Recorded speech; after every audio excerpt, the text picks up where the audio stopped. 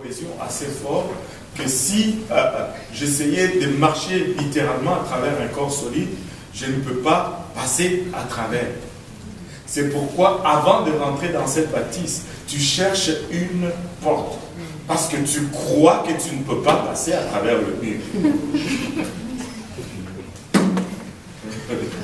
Amen. Sinon, je vais vous raconter une histoire.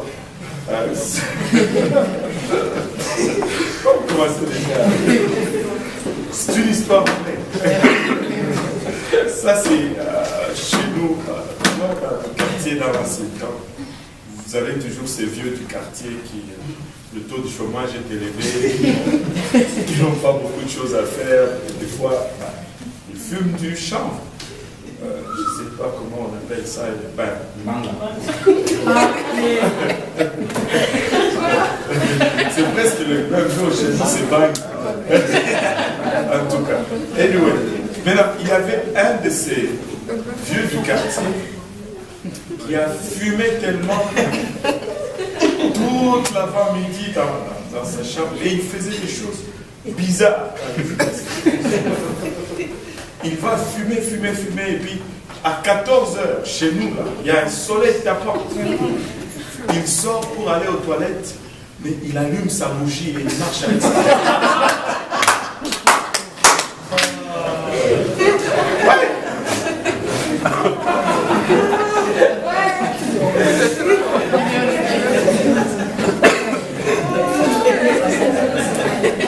Là, vous savez maintenant de quel quartier je viens, n'est-ce pas?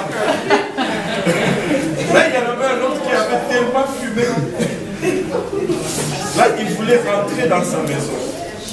Là, on le voit, il se tient. Là, il regarde juste le long de sa maison, il regarde. Et puis, il part en courant. Il rentre dans le mur, bang, il tombe. Là, il recule encore. Il se tient encore. En courant, bang, il tombe. Il revient. Non, mais qu'est-ce que tu fais? Il dit, mais j'essaie de rentrer dans la maison. Il dit, mais qu'est-ce qui s'est passé? Il dit, mais c'est parce que la porte tourne vite autour.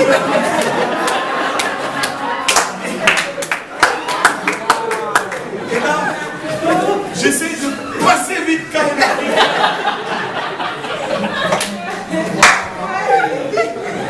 Et là, vous me dites que moi, je suis lié. Je suis délivré.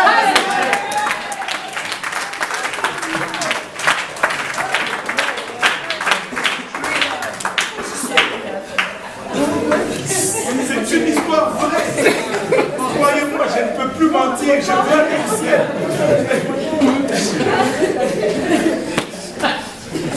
Tu agis selon ta croyance. Mais il croyait littéralement que la porte circulait autour de la maison. Si tu crois que le salut vient par la nouvelle naissance, tu vas te faire baptiser.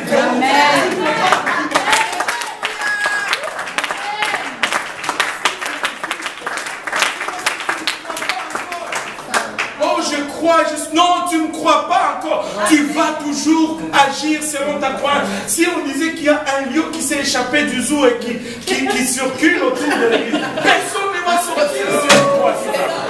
Personne ne va sortir. Oh, je crois, mais je vais sortir quand même. Arrête.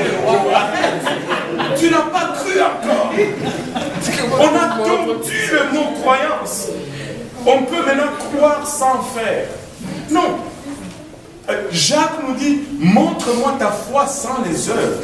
Moi, je vais te montrer ma foi par les œuvres. Écoutez, s'il n'y a pas d'œuvres, la foi est morte, Jacques nous dit. Et ce n'est pas, ne vous y trompez pas, ce ne sont pas les œuvres qui nous sauvent. Mais notre foi va produire les œuvres. Quand nous avons cru, il va y avoir des œuvres. Et ce sont ces œuvres qui vont témoigner de notre foi. Et s'il n'y a pas des œuvres, on se dit, mais où est la foi? Où est la foi? Le feu est allumé, mais il n'y a pas de chaleur. Mais non, ça ne marche pas. Oui, sœur Larissa. Oui, pasteur, concernant la phrase pas d'œuvre, sans les œuvres, la foi est morte. Quelles sont les œuvres qu'il faut faire, à part par exemple prêcher ou bien annoncer la nouvelle? Quelles sont d'autres œuvres? Le première œuvre de la foi, c'est la repentance d'abord. Quand tu crois, tu vas reconnaître ton état de pécheur. Et tu vas être extrêmement désolé vis-à-vis de Dieu. C'est pourquoi quand il y a une sincère repentance, les gens pleurent souvent parce qu'ils reconnaissent qu'ils ne sont pas dignes de ce que... Écoutez, Jésus n'a rien fait. Mais il a mis sa gloire de côté pour moi, qui était en train de faire au fond ce qu'il dit de ne pas faire. J'étais pécheur lorsqu'il il a étendu sa main vers moi. Tu vas te repentir si tu crois. La deuxième des choses, tu vas chercher à obéir la parole de Dieu. Tu vas te faire baptiser au nom de Jésus-Christ. Tu sais, quand tu es malade, tu vas à l'hôpital, tu as tellement froid dans les médecins, on ne te dit même pas ce qu'il y a dans ces seringues-là. Tu dis shoot. Parce que tu sais ton état de maladie.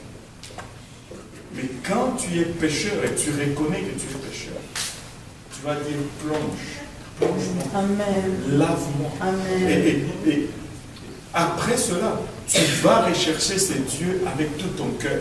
Et il va te remplir du baptême du Saint-Esprit, auquel j'allais arriver tout à l'heure. Et quand maintenant le Saint-Esprit commence à brûler en toi, tu ne peux pas, tu sais, la bouche ne peut plus, tu ne peux plus te retenir. C'est quand nous allons dans un bon restaurant et que quelqu'un a faim, qu'est-ce qu'on a toujours comme réflexe? Oh, si tu veux aller manger, je connais une bonne place.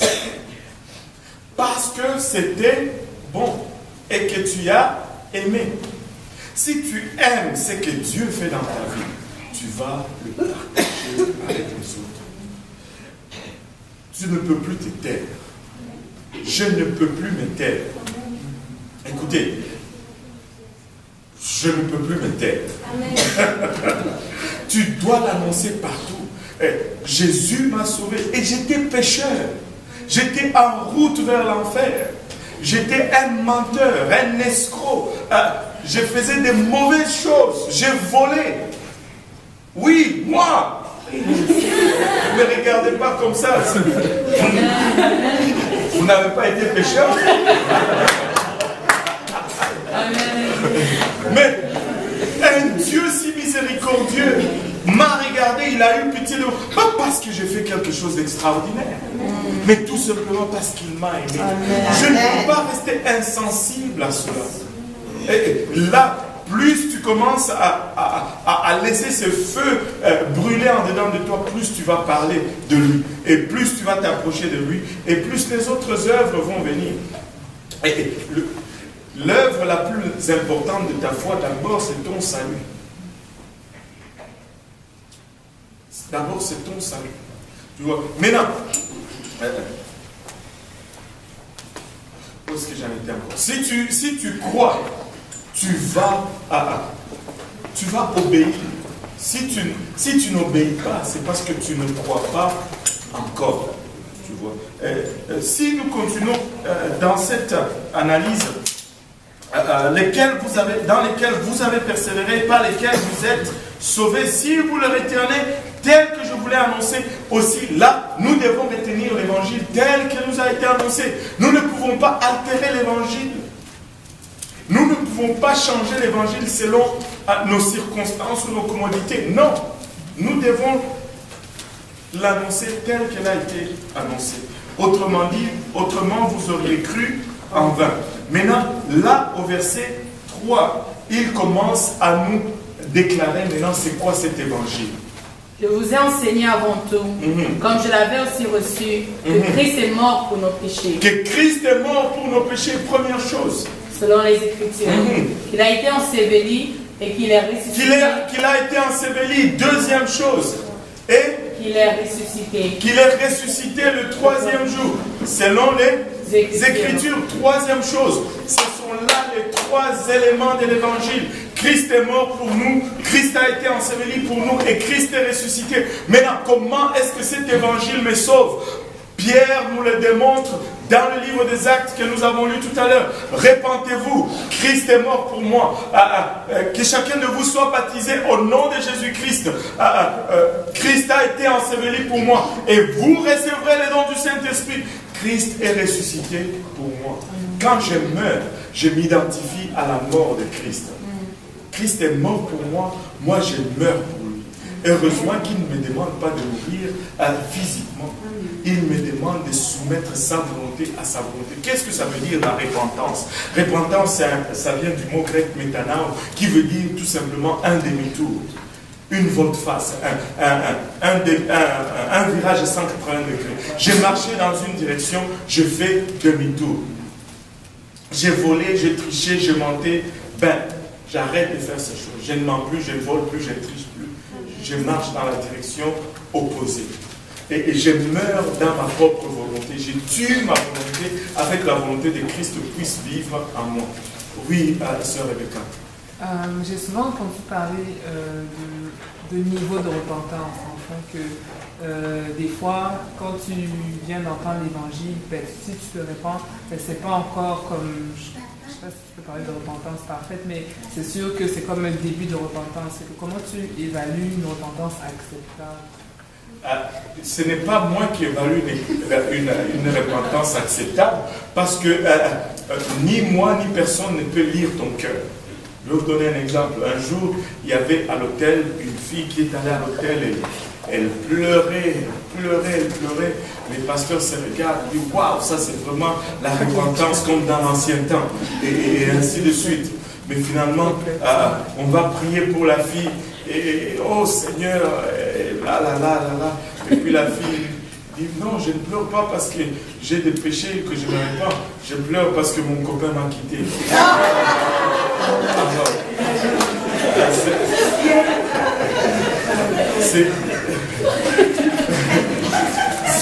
Ce n'est pas à nous d'évaluer la repentance.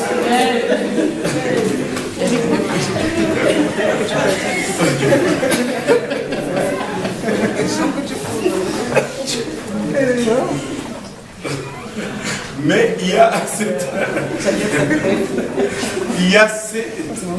a ces moments, comment je peux, c'est quoi le terme? Il y a ces moments mémorables, ou ces moments historiques, ou ce premier jour où tout ceci fait du sens dans ta vie. Il y a ce jour où tu viens à Dieu et tu réalises, wow, c'est vraiment Dieu et je suis pécheur. Et il n'y a rien de comparable à ce moment-là. Où tu te sens petit, infiniment petit et infiniment souillé dans la présence de Dieu. Et que tu pleures, où ton cœur est complètement ouvert. Et tu vois littéralement presque tes péchés défiler devant toi. Et cette première repentance ou cette réconciliation que tu fais avec Dieu, c'est le début de réconciliation. Mais nous devons nous repentir chaque jour. Parce que qui est-ce qui en échappe de temps en temps? Avouez.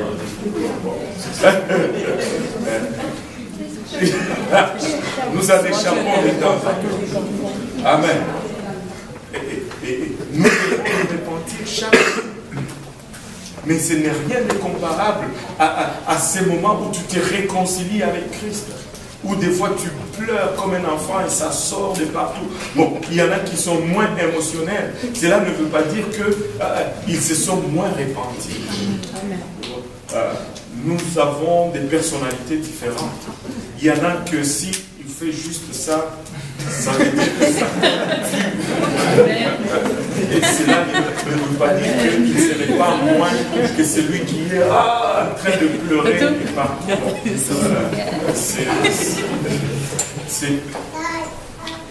On ne va pas.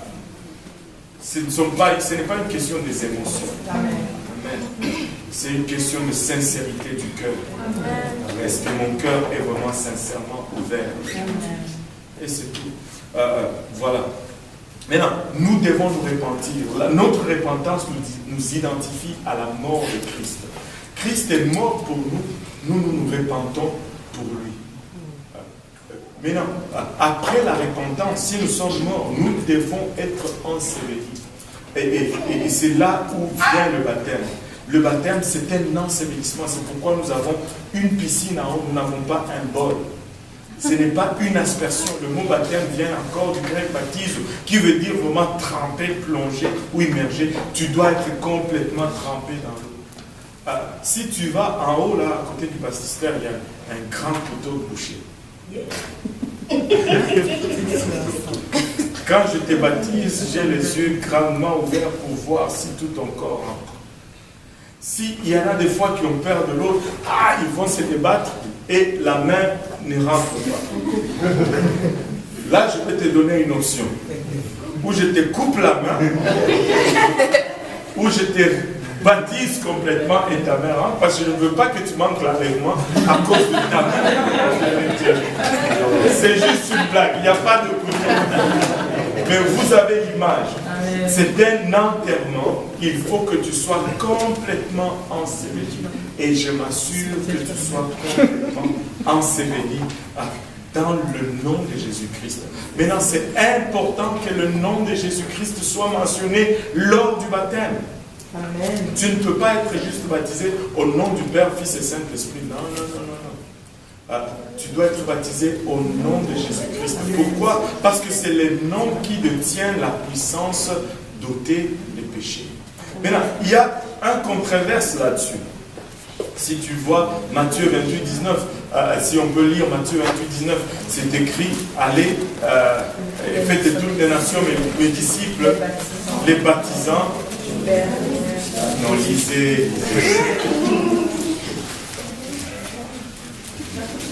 Allez, avec toutes les nations des disciples, les baptisant au nom du Père, les baptisant au nom du Père, du Fils et du Saint-Esprit. Maintenant, tu dis, mais qu'est-ce qui se passe là, pasteur? Là, c'est Jésus-Christ lui-même qui dit. Exactement, c'est Jésus-Christ lui-même qui dit, mais qui ne fait pas. Il n'y a pas un baptême qui est en train de prendre place dans Matthieu 28, 19. Mais quand on va dans le livre des Actes et que Pierre donne l'ordre, il dit, répentez-vous et que chacun de vous, que quelqu'un d'autre lit, toi garde Matthieu 28, que quelqu'un d'autre lit Acte 2, 38. Pierre leur dit, répandez-vous et que chacun de vous soit baptisé au nom de Jésus-Christ pour le pardon de vos péchés et pour le don du Saint-Esprit. Pierre dit, répandez-vous que chacun de vous soit baptisé au nom de Jésus-Christ pour le pardon de vos péchés et vous recevrez le don du Saint-Esprit. Pourquoi Pierre maintenant parle du nom de Jésus-Christ? Parce que Pierre a compris ce que Jésus voulait dire. Si tu rentres dans ce verset, j'ai toujours eu du plaisir à poser cette question, mais je vais vous épargner cela. Je pose toujours la question de savoir, dans Matthieu 28, 19, combien de noms est-ce qu'il y a dans ce verset? Des fois on me dit 1, des fois on me dit 3, mais quand tu me dis 1 ou quand tu me dis 3, c'est 0, je te colle un 0. Il n'y a pas de nom qui est mentionné dans Matthieu 28. Amen. Père, ce n'est pas un nom. Fils, ce n'est pas un nom. Saint-Esprit, ce n'est pas un nom non plus. Littéralement, Matthieu 28, 19 nous dit, va et cherche le nom du Père et baptise dans ce nom-là. Cherche le nom du Fils. Si j'envoyais le frère Ivan au Congo et que je lui disais, frère Ivan, va acheter une maison au nom de mon Père. Voici, je ne sais pas moi, 200 000 $. Et il va, s'il part sans connaître le nom de mon Père, il ne va pas pouvoir acheter une maison au nom de mon Père. Il doit me poser une question cruciale. C'est quoi le nom de ton Père? Papa Mutombo. Papa Mutombo, voilà. Mais il ne faut pas écrire Papa Mutombo. Il faut écrire Gaston Mutombo Muyumba. Là, tu sais, si... Qui dit?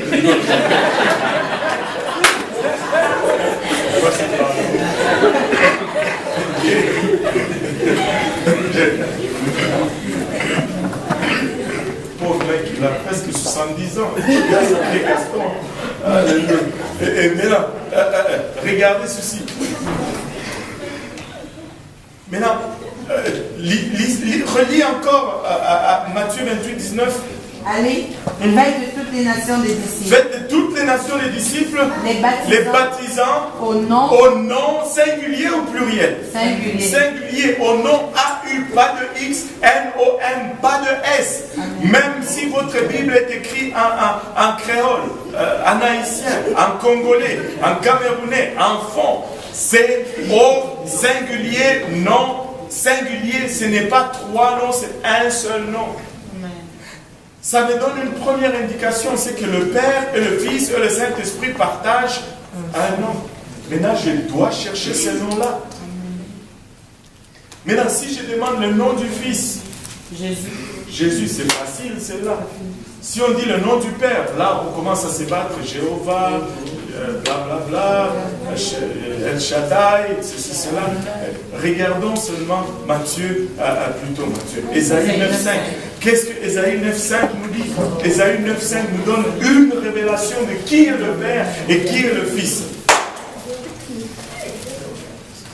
Car un enfant nous est né. Car un enfant nous est né. Un fils nous est donné. Un fils nous est donné. Et la domination reposera sur son épaule. Et la domination repose. Qui est ce fils? Jésus. Non, je ne vous entends pas. Qui est ce fils? Jésus. Un enfant nous est né, un fils nous est donné, c'est Jésus. Maintenant, on l'appellera Admirable. Qui est admirable? Jésus. Conseiller. Qui est conseiller? Jésus. Cet enfant. Dieu puissant. Qui est Dieu puissant? C'est Jésus. C'est le même. Père éternel. Père, répète un peu. Père. Père éternel. Donc cet enfant qui est né va être aussi appelé Père éternel. Tu sais, la confusion, j'ai amené des livres je ne veux pas peut-être dire ça. Parce qu'à chaque fois que je prête mes livres, ils reviennent difficilement. Prêter, emprunter, ça retourner, c'est voler. J'ai amené des livres. Hein? Le pasteur, pardon, nous sommes. Non, le problème, c'est Dieu. Maintenant, j'ai amené deux livres un livre intitulé Against Tertullian. Ça vous montre l'origine de la Trinité. Vous savez, il y a une doctrine qui est tellement répandue qu'on a tous adopté et qui a ses origines dans l'époque qu'on appelle l'âge noir. Et ça, c'est la doctrine de la Trinité. La Trinité n'a pas de racines dans la Bible. Amen. La Trinité a ses racines dans les courants de son époque. Et Tertullian était un des personnes instrumentales en ce qui concerne l'instauration. Écoutez, nous sommes premiers à dire le catholicisme, blablabla, l'idolâtrie, mais nous gardons une des vestiges ou la base ou le pilier même du catholicisme qui est la Trinité.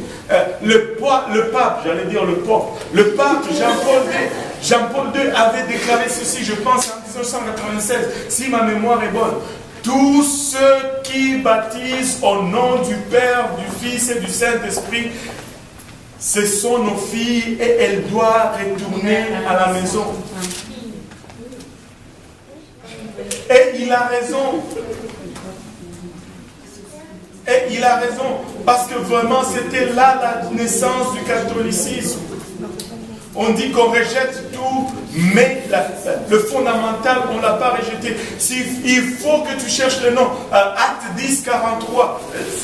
Si quelqu'un peut me le lire rapidement, je manque de temps. Tous les prophètes rendent de lui le témoignage. De qui?